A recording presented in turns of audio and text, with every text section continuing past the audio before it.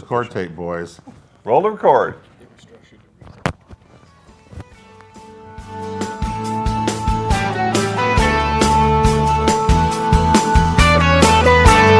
Now we're rolling the record, correct?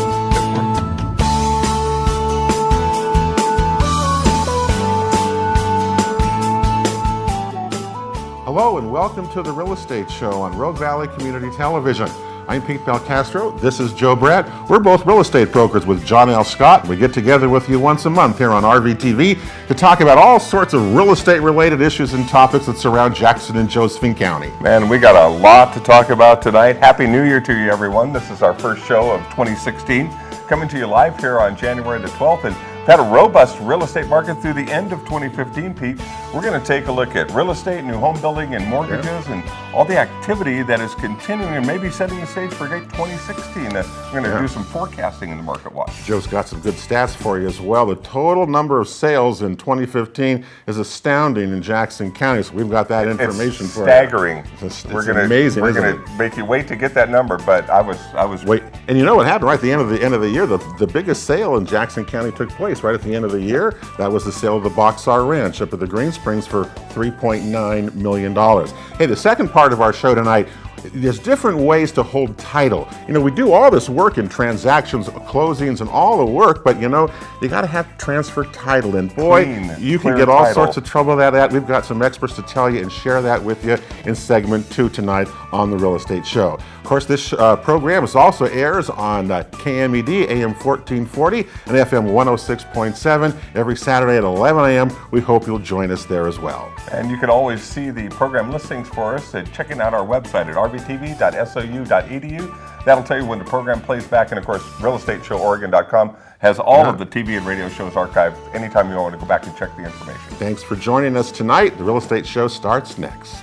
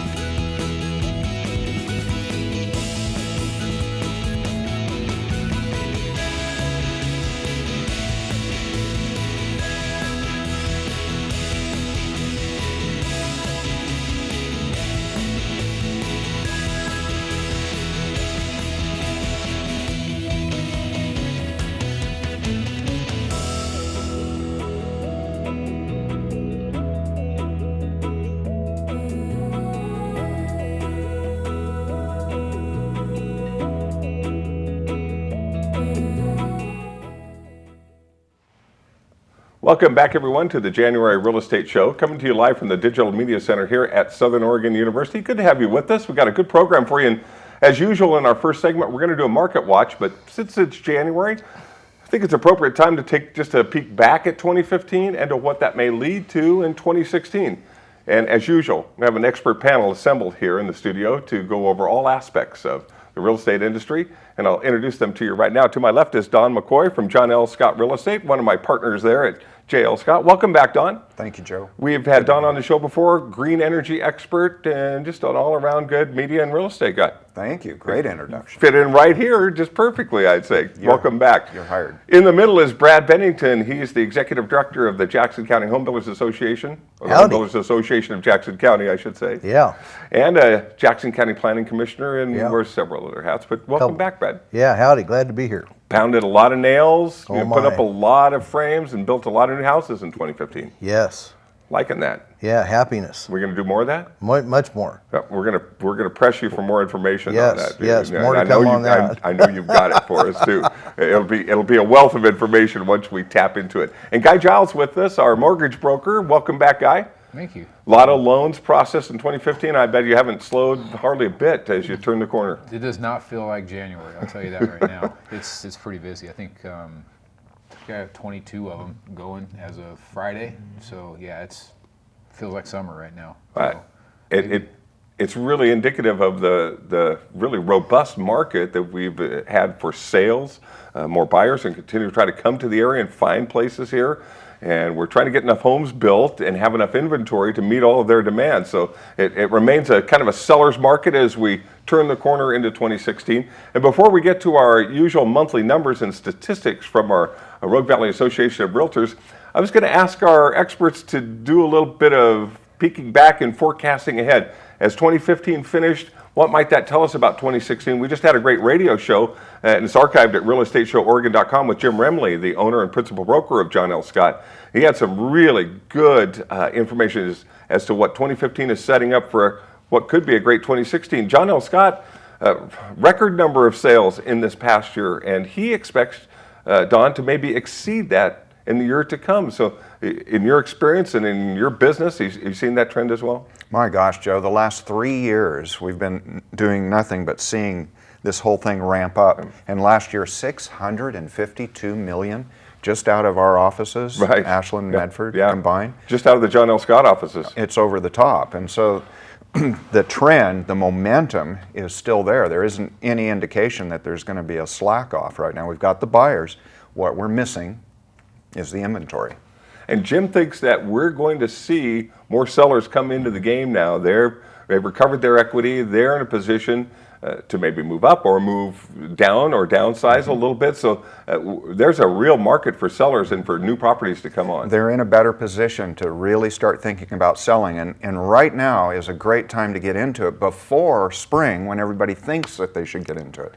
If anybody could get something going in preparation for selling their property, do it as soon as you can, get the jump on the market because the buyers are there. Yeah. They're looking right now. I've got them. They can't find what they want. They're looking. It's out there. Yeah. Somebody's ready to sell. Get on it as soon as you can. And it just the market defies normal rhythms in that the sales activity is still pretty strong. And that's why sellers could get ahead of the game. Typically they just, we're not going to get many showings in January and February. I'll just step back and not have to keep the house clean. No. This is the time to be out in front of it and get ahead of the game. We had a $47 million month in our office last month in December. The slow time of year. Right. So, yeah. Right. No, and it's great for the market, and about a 10% overall increase in the medium home price for Jackson County. And we've seen a couple, 3 years of those pretty significant gains, maybe a little above what we could normally expect, but also corrections for what had transpired before. Well, that's an important point. Our average in Jackson County equity growth was 8.2%.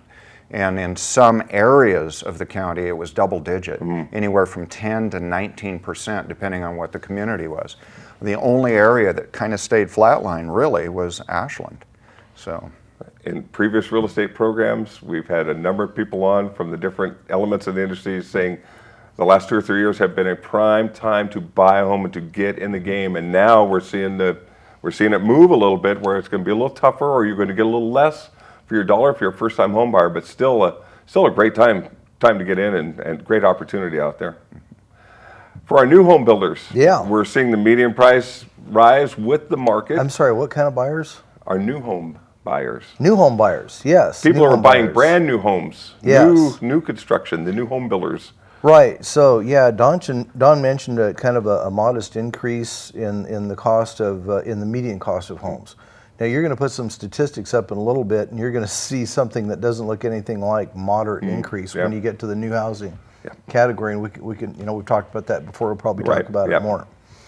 But the bottom line is that we have a market right now on the new side where we cannot keep up with demand. When I say we, I talk about the the new home builders. You realtors, you sell them, but before you sell them, we have to build them. It helps. We got to build them. So we have to acquire land. We've got to get subdivisions put in. We've got all these different things that we have to go through. And even though the housing market, was practically non-existent in 2007 through 2010, that did not stop the EPA from promulgating about 20,000 new rules that affect how we develop property. So you've got market-driven costs, and you've got administrative, basically paperwork costs. And even though the market hasn't been all that great from 2007 through 2010, these other costs have been going up. So what you have now is that for people that want to buy, and as Don said, we have a really strong market for buyers here in Southern Oregon. We know, we all saw that article in the newspaper that said Oregon was the most moved to state in 2015. Again. So we got a nation with 320 million people in it, and out of all those people, they wanted to go to Oregon more than anywhere, which is kind of cool. And Oregon's population is now over 400 million. 4 million. 4 million, I'm sorry. It's these Powerball numbers that are flying around right now. Oregon's population is over 4 million, which is shocking to me. Right. Someone who moved here in 1963. Right. So you'd think that here's Oregon with 4 million people. California's got about 40 million people. You'd think that we have lots of room, but you have to remember that the federal government owns over 52% of the land in Oregon. And with those big tracts that are set aside for things like monuments and national forests and all these places that we can't build. So even though Oregon does have a real low density population per square mile, we really don't have all that much land to build on as much as people might think. Which gets us back to what Don was talking about is we've got all this demand, people want to buy, but converting land into buildable land, we have, right now we're at a situation where we can't do it fast enough and we can't build it fast enough to satisfy market demand. And you're going to talk more about what that means here in a little bit, I imagine. And we're going to have some long planning commission meetings in the cities and the county in the future because we've got to eventually urban growth boundary. Identify and develop that land to meet the need. It's going to be part of the process. And home prices not so much being driven by the local micro market. Overall, new home prices are being driven by labor costs and labor shortages. There's still those other factors that are pushing those prices, not just the kind of rise in home prices overall. Right.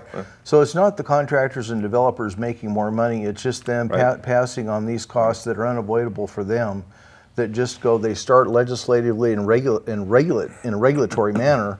And then they just go right on through the project, and then they have to be paid by the end user, which is the consumer that buys the house.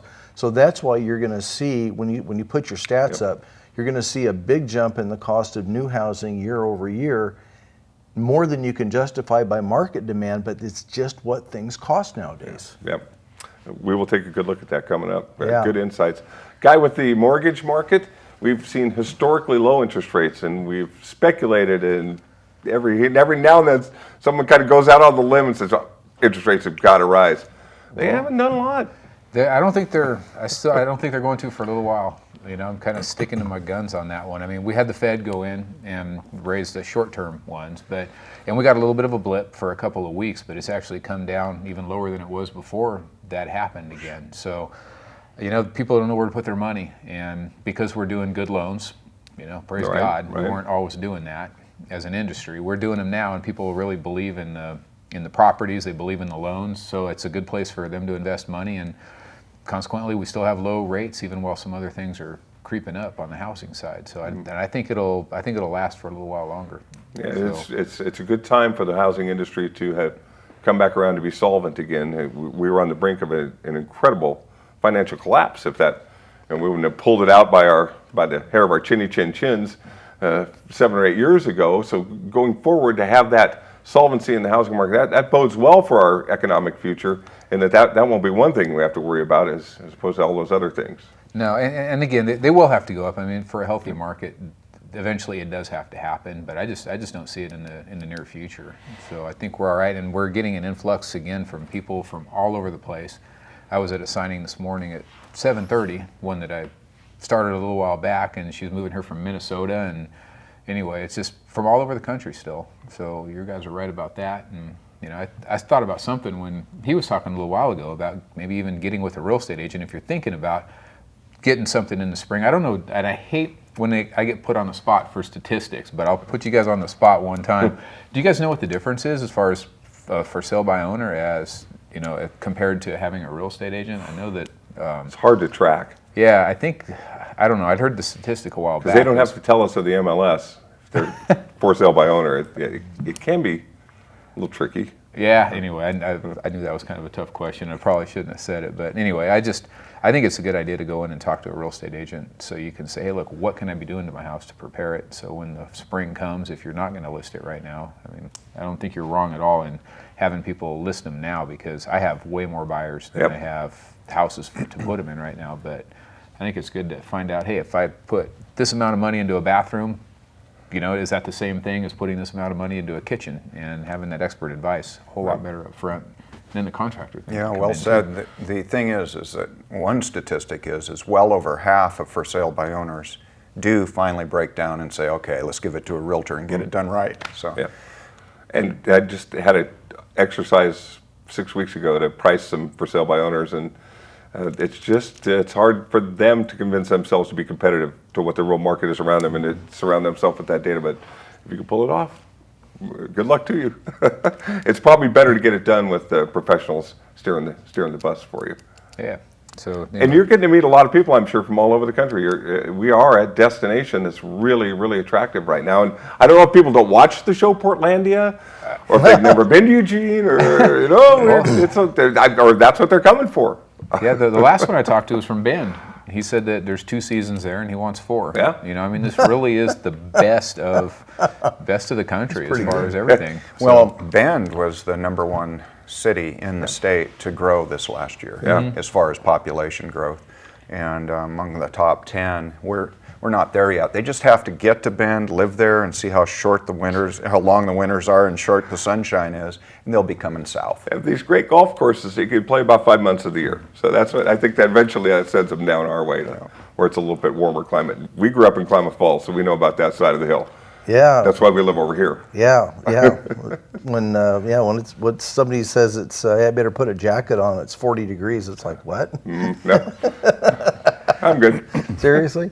Let's take a look at our numbers. We're going to do our monthly market watch and bring you some statistics. But before we do that, as we go to our slides, I have a very important event that we want to remind you all about. And Brad is just here right on time in the perfect place to get excited to tell us that the Southern Oregon Home Show is just over a month away at the Jackson County Expo.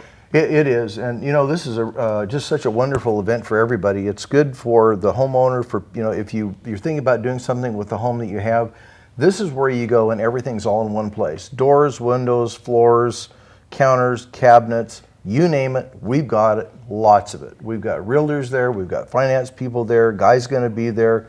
Don probably will be there. Joe, I know you're going to be there. We're going to make you. We have to be there. We're going to make you be there. So. This is where you go. It only happens once a year. It's huge. It's the 4th largest home show in the state. Anything and everything to do with home construction, home improvement, home anything, and a lot more. It's all there for 3 days. Our theme this year is Ready, Set, Spring. Ready, Set, Spring. So we're at the end of February. The good weather is starting to get here. It's a perfect time to contemplate and plan anything that you're going to do, whether it's inside the house, outside the house, it doesn't matter. Also, I will say that this event is going to be presented by the Southern Oregon Builders Association. So we are, after 50 years as the Home Builders Association of Jackson County, we are rebranding as the Southern Oregon Builders Association because we've outgrown our mission. We need to, the advocacy, the policy, the education, the work that we're doing has expanded beyond just the home industry. Far beyond the borders of the county. It has, and so just really we're having to grow. Our mission has already gone past, and now we're having to grow to keep up with it. So This will be the first event that will be being presented by the Southern Oregon Builders Association, and we're really excited about that too. That's going to be outstanding. I remember last year, I saw some really cool stuff about how you can keep an eye on your grandkids at home through your mobile phone, and see when the fires start and who started them and all of those good things. And there's some really fascinating, and the advances. You love green technology in homes, and this is a place where you get to talk to the people that are right on the cutting edge, that really have the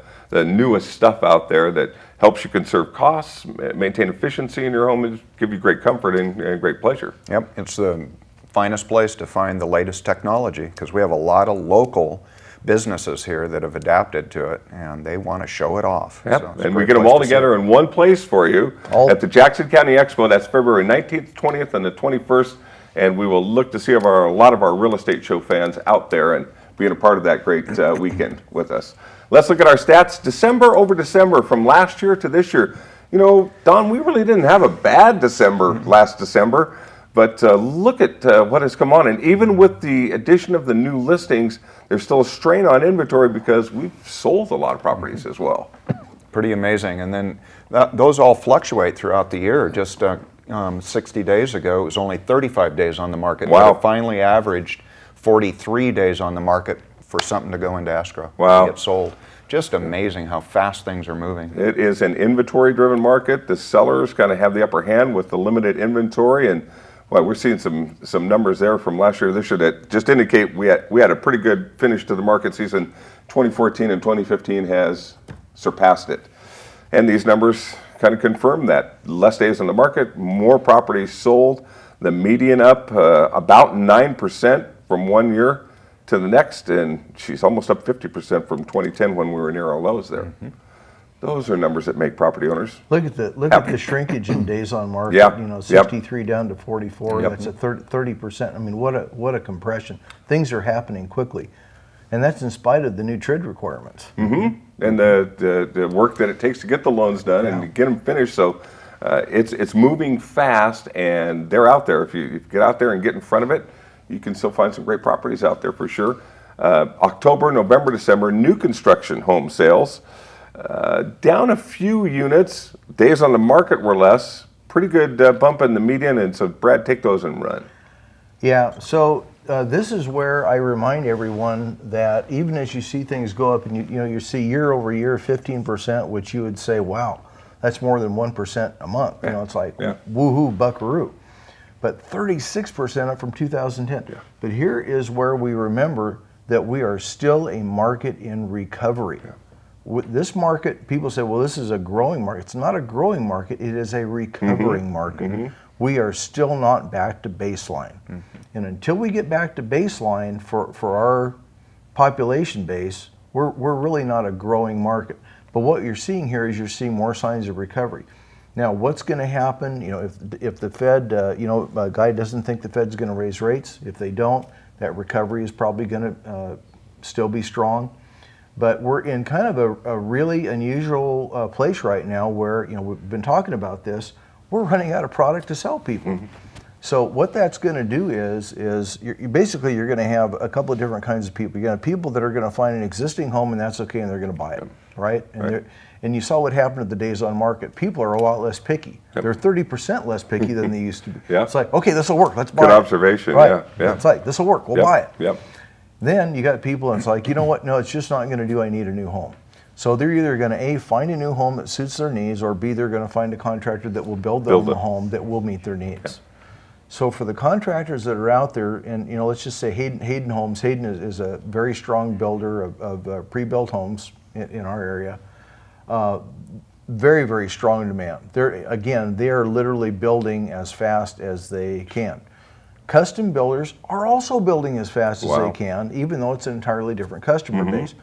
But what we have is we have a situation where you can only support as much construction as you can service with your skilled labor force. Right. Now we're back to something that you and I have talked about before, is that we've only got 4 skilled laborers today for every 10 laborers that we had 10 years ago. We lost 60% of our skilled labor force. So the contractors are out there competing. They're calling up Bob the framer and saying, Bob, get over here. And Bob says, no, I'm working for Joe. I can't get over there. And so anyway, it's there's definitely that going on. And so you're going to see a little bit of a short-term sorting out of how all this is going to happen as our market returns to normal. As our market returns to normal. And the other thing that we know is that the projections for the Rogue Valley, hard as it is to believe, here's Medford, a city of about 80,000 people. It's projected to grow another 80,000 people within the next 20 years. Yeah. How are we going to do that? How are we going to get 80 more thousand people here in 20 years? That is a staggering thought. If you've lived in the valley as long as all of us have, that is a sobering thought and a staggering number to double our population in 20 years from what we've seen grow of 20,000 in the last 20 years. But that's what they tell us is going to happen. 4-to-1 growth, yeah. Yeah, unbelievable. Yeah, it's going to be incredible pressure on the industry, and we're going to have to find land and builders and construction workers and the whole 9 yards to keep up with it all, because we're a very attractive area and we're on a lot of people's hot list. The reality is in terms of selling existing homes, Don probably knows this better than I do, but there's a pool of homes that are going to satisfy the needs of most people, and those homes are just going to they're going to get cycled every probably 3 to 4 years. I think the average used to be 5 years. The average used to be someone would own a home for about 5 years. I think it's a little higher than that now. I think it's around 7. But in this market, you're going to see a lot of people now that equity is beginning to return, because equity went away for a while, didn't it? Yep. That thing we call equity just sort of it went away. It went in the hole. Flew away, yeah. So now we see a return to equity, and now people are going to be looking at the home that they're in and saying, well, maybe we could. Maybe we could do this or do that. And of course, we have an aging population as well, and their needs are going to be different. But my prediction is that we're going to continue to see strong price improvement in new housing. Existing housing, I don't really have a strong opinion on that. I do have a strong opinion on new housing, just because all of the metrics that are connected to that all have so much pressure on them to go up. Yep, and the cheap land is long gone, and going forward, it's going to cost more to. The cheap land is gone. Regulatory pressure is high. Every time we turn around, we're getting more regulation. Regulation adds cost. We have more population moving in. We have more land that's going to need to be developed. So just, all these things are just picture in your mind, this powerful wind blowing against the sail, and that sail starting to push prices up. I'm rolling up my sleeves, Brad. It's time. Better all roll up our sleeves, because we got some work to do. It's coming. There's just so much pressure from so many different areas. Really good analysis. Let's move through our numbers now. Rural property sales in Jackson County had a few more under 5 acres, and overall, right about the same. The medium about 350,000. But rural sales are hot. People are looking for rural properties, especially with water and growable land. October, November, December, closed transactions. We continue to have normal transactions dominate the market, although we're still clearing some short sales in some of those bank-owned properties. Here's a staggering number. There were 11,917 real estate transactions, 5,994 listings for Jackson and Josephine County. Total property sales over $3 billion. That's Powerball times 2. That's just for our just Jackson County. Just Jackson County did over $3 billion in sales. So that was the number that Pete and I talked about off the top of the show. How does that hit home with you experts who've been doing this for a long time? Well, I know that's great for the economy of our area. Yeah. I mean, my gosh. And look at what we're attracting in the way of business, which is going to provide more jobs. And what I'm watching is this millennial growth, this Generation Y. These people are sharp. I've had several of them this last year that have bought homes. Nice young couples jumped in, bought homes. And that is a trend that's going to continue to happen, I think. I just feel sorry for Generation Z. Did you know there is a Generation Z? Where'd we get them? They're between 2000 and now. The people from the late 80s up until 2000 are the Generation Ys, or the millennials. Right. Which 40% of them don't feel like being called millennials, but that's too bad. That's what they're called. And the thing is Generation XYZ doesn't have anybody to pay their Social Security. So what the heck's going to happen? And we're out of the alphabet. I keep telling my grandkids, we've left you a mess and you need to fix it for yourselves. I mean, I can't put it to you any clearer than that. It's a problem. $3 billion in sales. Again, that's just an incredible number for Jackson County. And for the size of our population, well, of course, it's going to swell and double in the 20 years to come, probably for Medford and for Jackson County. But again, if we can find the jobs for people to sustain all this, that's one of the key elements or key legs of the stool for us to move forward and to grow economically. But it certainly seems like the potential is there. And again, got to roll up our sleeves and get some business and get some homes built and get with it. Well, Oregon is a we already talked about the fact that Oregon was the #1 destination state in the union in 2015. A month and a half ago, Portland Metro declared two things that were kind of interesting to me. The first thing they declared was that they had a housing shortage. They called it an emergency. Portland Metro literally declared we have a house, that's the word they used, emergency. The next day, they also made another declaration, which was interesting. They said, and we're not going to expand our urban growth boundary. So one day they said we have a housing emergency, and then the next day they said, and we're not going to expand our urban growth boundary. We actually have people that I talked to in Portland. They're starting to look at, I know this sounds crazy, they're starting to look at bringing their people down here because we have buildable land. Now, it's not all ready to go yet. Right.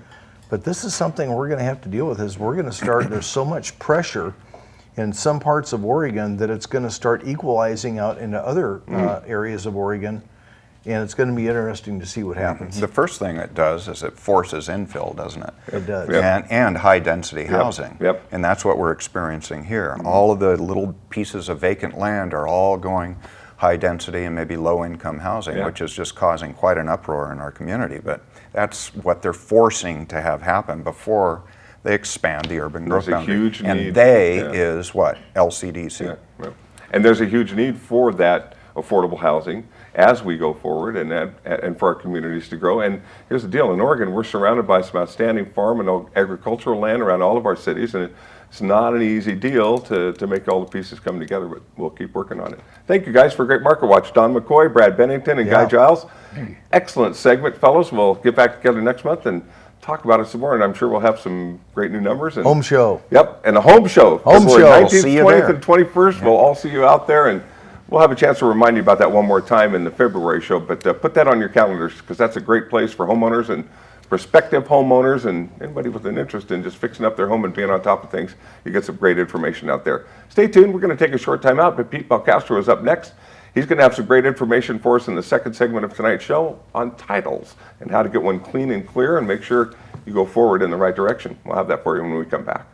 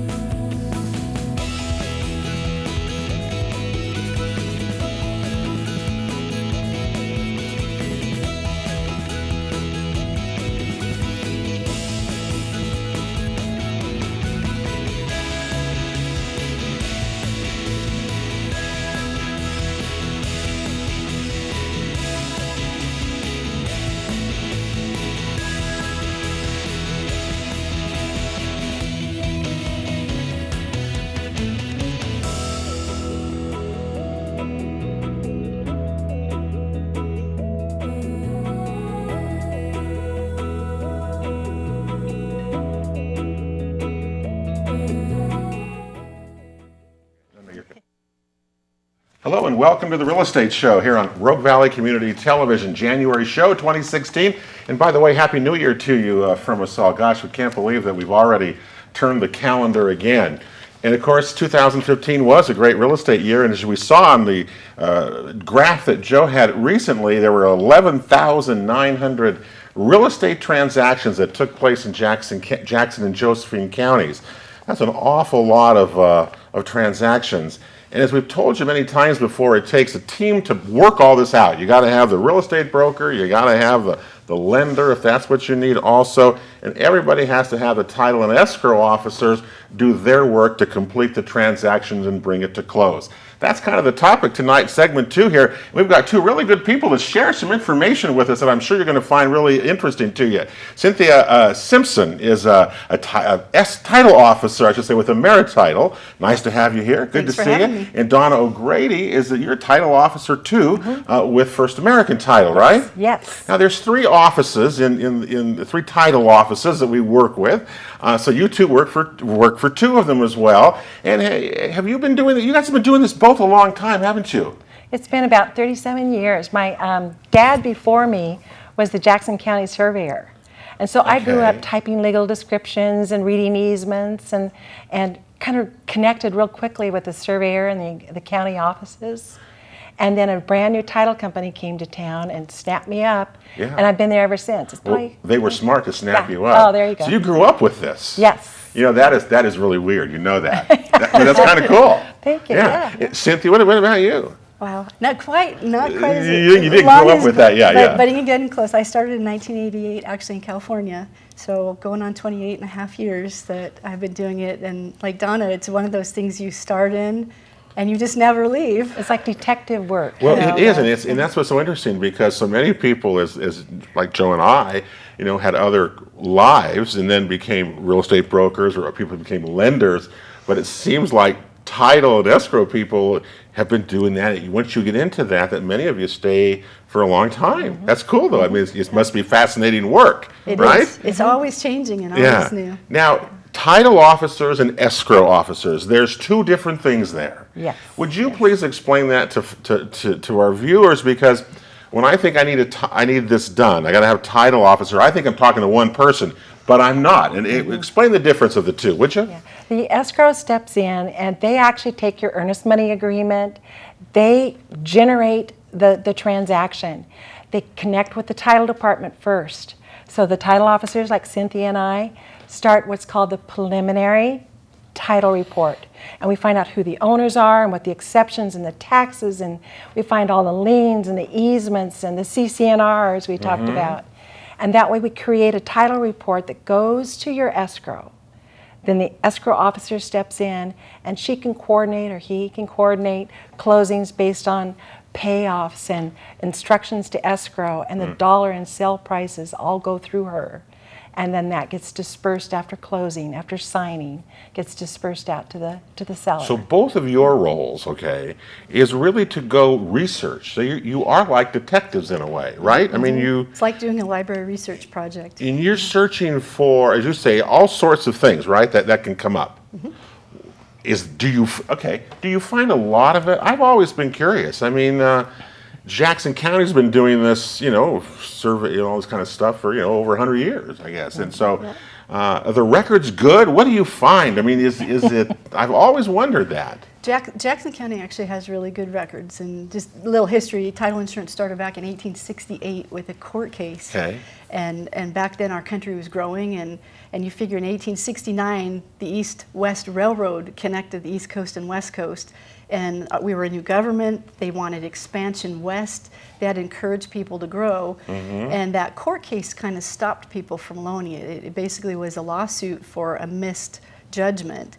And so Congress said, yeah. hey, we need to encourage people. So they actually created legislation that created title insurance. And I think it was Real Estate Title Insurance of Philadelphia was the first title company ever created. And it was designed And that's to... what started that whole thing then, where you are That was today. designed to say to the public, hey, this is what's on the property, and we're going to protect you and your investment from matters that might be missed. So when someone says, how you two would say it, a lot of times clients will say, I don't need title insurance, or why do I need title insurance? Why do I really have to come to you? Do I need you to close? And how do you respond to people who say, I know everything, and that's not necessarily true, is it? You know, I actually had a gal come dancing into the office, and she was excited, wanted us just to prepare a deed. She said, I don't need title and escrow. I've got this fantastic buy, this purchase. I can't believe my luck. I'm going to buy this property. It was like $65,000 to buy this property. And she had the cash, all cash, to hand over. But could we do the deed for her? And we said, we can't unless we're in the title and escrow for you. And as we talked more with her, we realized that she was buying it from one man, yet he was married, yet they were divorcing, yet there was a spouse that was going to be totally excluded.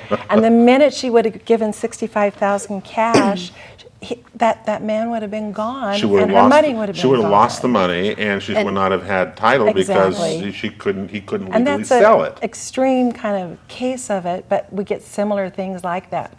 Foreclosures were really hot.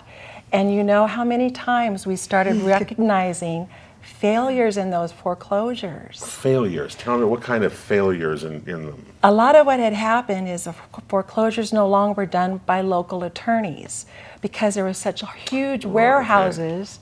They would be done out of Washington or Southern California. Sure, they were farmed out. Everything was gone. Okay. And so some of the timelines were missed, and all of the service process was missed.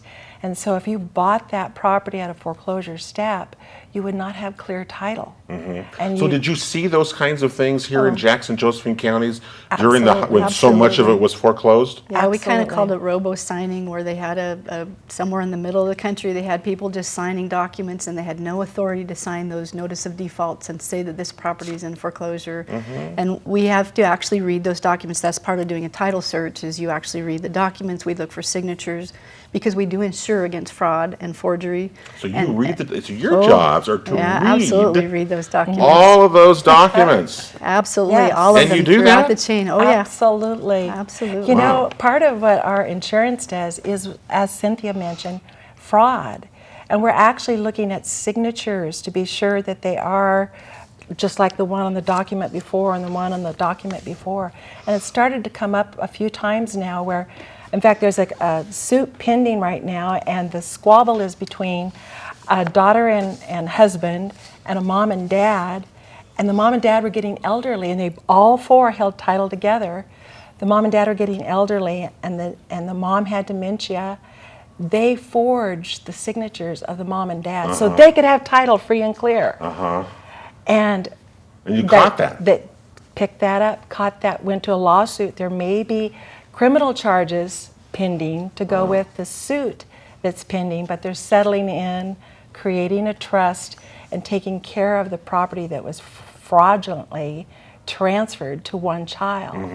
So those are the things you watch, signatures and notaries and so when you go through all that, okay, I'm buying a property, and you two as the title officers are reading, okay, you're reading all this stuff, and you're saying it's clear or not clear, correct? And your decision then tells me as the consumer that it's good, and you're insuring me, right, for my money that I'm putting out, right? We're saying this is the person who owns the property, and they have the right to sell you the property. And if there's liens or judgments against the property, these are how you need to look at them, and then the escrow department will help clear those or pay them off or get releases, so that you as a consumer can buy it free and clear title. That's the end line, is you want to buy it free and clear, and you own title, right? I mean, that's the bottom line. Have you ever been wrong on any of these things? I mean, have people ever been wrong on some of this stuff where you went through it and you think you did it, got all of it, and you found out something was there weird? Does that ever happen? I mean, that's what insurance is about. But I'll share the horror story. oh, good. I like yeah. We don't like True horror stories, confession. but true confessions. We actually had a transaction several years ago where we had a person known in the community sold a piece of property. Well, what had happened is there was a deed that was recorded, and his sister owned the property, and his name and his sister's name were real similar. So he actually forged a deed from his sister to himself. off of an original deed that she had notarized through a local UPS store here. Okay. And that deed, everything about it looked clean. The notary, he actually whited everything out perfectly, just enough, and the names, that when it was recorded, it was a valid transfer. It was his sister. He had a great story. The community knew who he was. And so property transferred. He actually borrowed money against the property to the tune of probably about $100,000. Yeah, you can do that if you get title. And made zero payments on the loan. And didn't even make a payment. Zero, on the and loan. the lender came to us, it was a private lender, Wow. and filed a claim for lack of title. And through the process of, hey, I haven't gotten paid, I wanted to start foreclosure proceedings, it was found that the deed was forged. And that's what title insurance protects you from, and our underwriters actually cut the lender a check. And of the say the 11,900 transactions at the two county that took place in the two counties last year, is it a tiny percent that get into trouble, or are the majority of them just sail right through that you really don't have issues with? You know why it's a tiny percent? Because you do that title report and you do that title insurance, and I'm afraid we have title reports that go out that say lack of access. Oh, look at this missed lien that the owner 10 years ago had. And so we're discovering those things, and so that's why the claims and the losses are so small. Okay, well, that makes sense. Yeah. And what are the biggest issues that you see as you read these? You must read hundreds of them a month. I can't even imagine that. But what are the most common problems, I guess, if that's the right word, or issues that come up in our area regarding I would this? say this area, probably the biggest issue for title companies is missed assessments. That's probably the highest. Not the missed big assessments. like, What does that mean? say, Medford Irrigation District or Rogue Valley Sewer weren't paid, or you get a payoff from them and it says they weren't paid. Okay. And so nothing's paid, and then all of a sudden your new buyer gets a bill from them for $200. But that wouldn't be like Those- property taxes. That would, No, that's it's a little bit assessments, different. so they're not recorded and they're not of record, and yet HOA fees are that way. Are they? HOA fees are They're exactly not, like that. They're not Good. recorded, right? I remember that Right. from one of your classes, I And think, Donna. those are the actually. things missed the most, and they do add up. But I would say the biggest loss claims would be mechanics liens for early issue coverage for new construction. Mechanics liens, new construction, Yeah. that the vendor is not paid. Yeah, that's and probably they can the highest. file a lien on the, can't they? They can. All right, Yeah. it's interesting. So, but you see them all the time, I suppose. I mean, out of this group that goes through, And that's do why you have quite want a bit. title. That's why you want have somebody do a title search, because we're the ones that are going to pick up, is there something on this property that needs to be cleared before I buy it? Or a seller may not know that they had a judgment put against them, and all of a sudden they see that on their title and realize, oh, I didn't realize that I had a judgment against me from Southern Oregon Credit. And Yeah. and those are the kind of things we'll pick up so that they don't come back later on, which is why we have fewer loss claims, because we do our due diligence up front before the closing. That's probably the biggest key, is that the loss claim is really, really tiny because you're doing your work, and the title officers, you're kind of that main hub there. I mean, Yeah. if you don't get it right, then everything falls apart. So you better get it right hard. Someone's going to come after you. Yeah, I'll give you another example. Stories are always Okay. kind of fun. A life estate, we talked a little bit about vesting as we went into this. How people hold title is really important. If somebody comes into title as an individual, or if they come in with another person, Or like a or husband and reserve a wife. life, or reserve a life estate.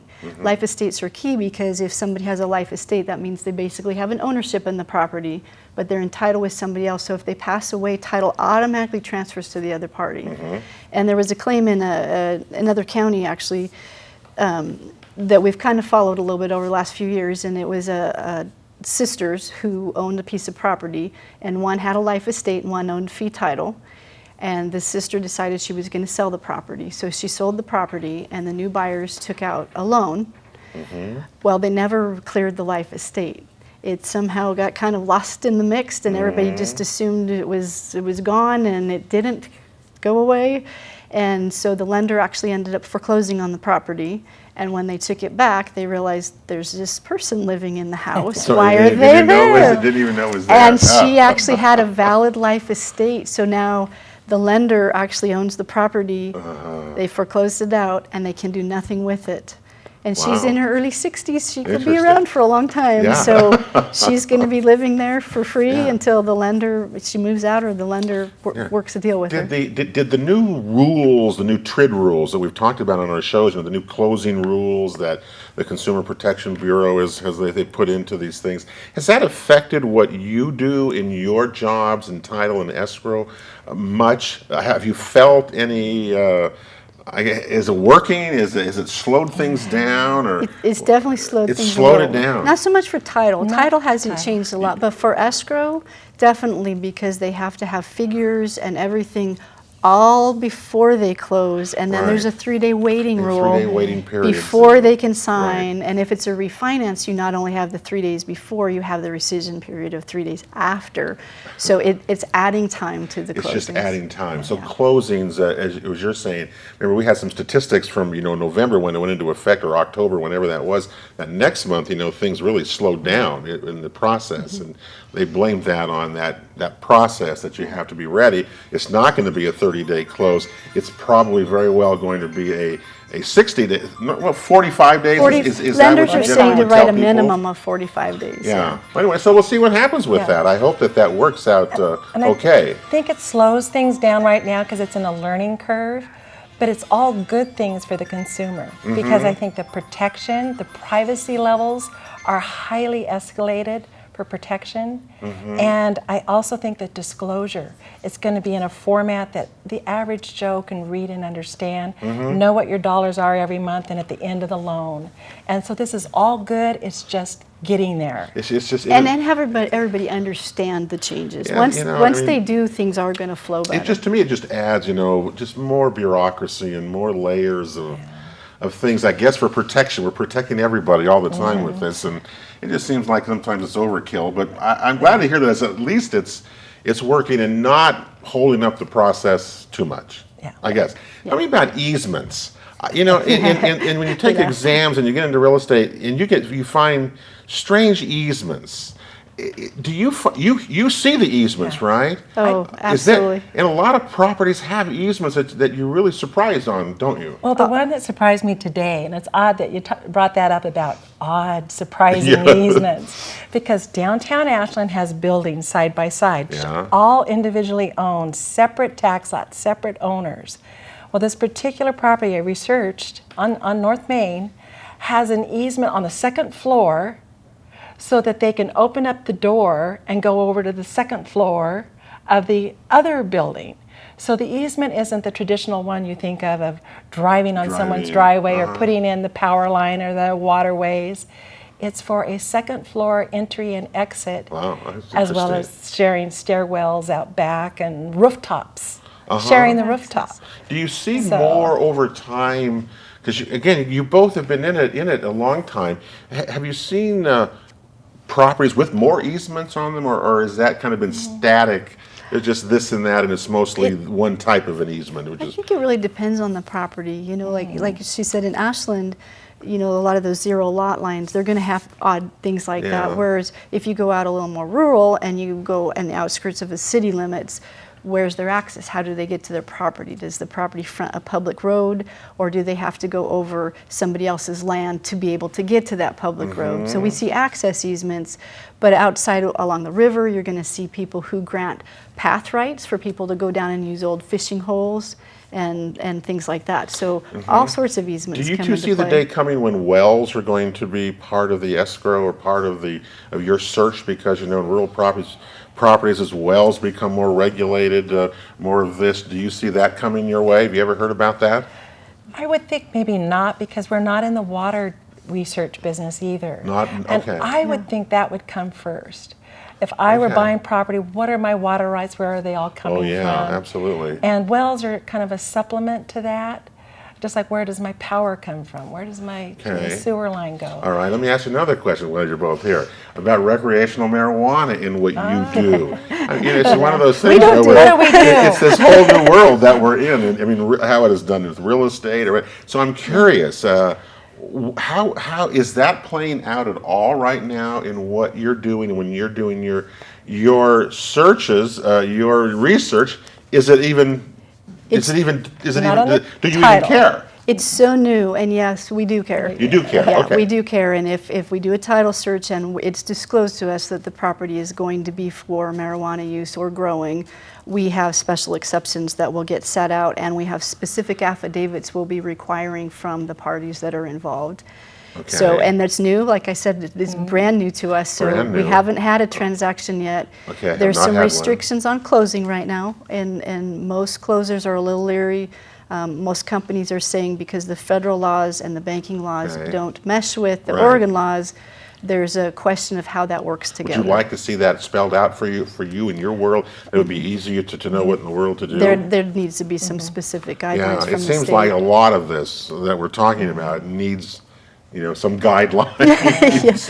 Yeah. Because I mean, you're just kind of stuck in the way. But people basically shouldn't say that what they're going to do to you. I Well, guess. and a good stop place was, today we had one come in and buying large acreage property, Okay. $800,000 cash. Cash. Yep. All right. And that kind of perks up your ears. Yes. But I mean cash as in the greenback dollars. They wanted to bring in the suitcase. The suitcase full of the full $100 of bills. The bills. So what do you do with that? And We truly, can't take it. You can't yeah, take it? and in reality, we can't take $1. Our You can't operation, take even any dollar. Yeah. Okay. Okay. Yeah, it's all very carefully set No out to kidding. keep, control and safety and privacy, all those things, and accounting and accountability. So that was Yeah. a huge. That might stop a few of those cash purchases and cause new regulations to arise. Well, maybe that's a good thing, Yeah. because cash buyers also, kind of screw the market up in terms of values and things, and it's just it's so new, isn't it? I mean, Yeah, I don't even know it's how, brand as new. we've gone through it in our shows, it's just nobody really knows what to do. But you will be involved with it, I would assume. On the title, yeah. Especially, I think, in title, if that's going to be the case. And I don't know if that's necessarily the things. What concerns you the most? Is there anything that you go into work that's happening in the real estate world that is something that people may want to know? Anything like that? Or you just go along and say, I read these things, the documents. It's so routine to us. Yeah, What I know. keeps you don't awake think- at night? Missing something. Sometimes title people will wake up in the middle of the night thinking, "Oh, I didn't put that on my write-up." I can see that. And I can see that. and most of the time we have. It's just you actually Sure. think about, because we research it so in depth. I'll touch back on a point of what Donna said about privacy. That's probably the biggest thing that's affected us this last year. Is what's called Privacy. NPPI, or non-public Information. private Non-public information, information, which falls NPI, under okay. CFPB, which is the Consumer Okay. Financial Protection Bureau. So when we talk about TRID and the know before you owe, all that falls under CFPB, which comes into the NPPI. And one of the things that we've had to do over the last few years is most of the title companies have had to go to specific computer programs. We can't have our desktops open. If you leave your desk, it has to be locked. Your files have to be in a locked drawer. Really? There's something called a clean desk policy where you can only be working on one file. It has to be put Clean away. desk policy. That should be actually That's- go to a lot of Yeah, places, but yeah. that's interesting. Yeah, So, the privacy is very important, and our privacy's industry become that takes big that of a very thing there. seriously. Yeah. Well, wow, that's fascinating, and so it takes a team to do this, doesn't it? Absolutely I mean, everybody takes a has their role to play to bring a transaction to a close, Mm-hmm. and obviously you're very successful at that because look, it's almost 12,000 Closing. transactions were closed, and there's only 3 offices to do that. So you all must be pretty busy. Is that what you're finding? The same with the market that we talk about stats. Do your offices see that same type of activity that we're seeing in the regular market? Absolutely. Absolutely. This last few years, I'd say, has been more steady growth, which is nice for us because it's a little more routine. Yeah, but that's good though. In the industry itself, well, we've really learned how big it is. Let me just give you a quick pick. We're out of time, so we have to go. Thank you very much for being here, Cynthia and Donna, and we'll be on radio as well, so we'll talk to you again soon as we give more information about title. Let me just give you a quick pick, and don't forget the home show coming up from the Jackson County Home Builders Association, February 19th, 20th, and 21st. Don't forget the real estate show is on KMED at 11 o'clock on Saturday at AM 1440 and FM 106.7. Our next show here at RVTV is Tuesday, February the 9th at 6 o'clock. Of course, all of our shows are available on YouTube or at realestateshoworegon.com. A big thanks to our sponsors. Tonight's show was presented by the Rogue Valley Association of Realtors, RVAR, at roguevalleyrealtors.org. And of course, if you need any real estate assistance or help, you can give Joe or I a call or our email address there. We love to hear from you as well. And of course, we want to thank you for making the Real Estate Show part of your day. Thanks to our student crew here at SOU for their support of tonight's program. We couldn't do it without them. We appreciate it very much. And of course, thank you for watching the Real Estate Show. So ladies, nice to have you with us. That'll do it tonight. Enjoy the rest of the week and God bless.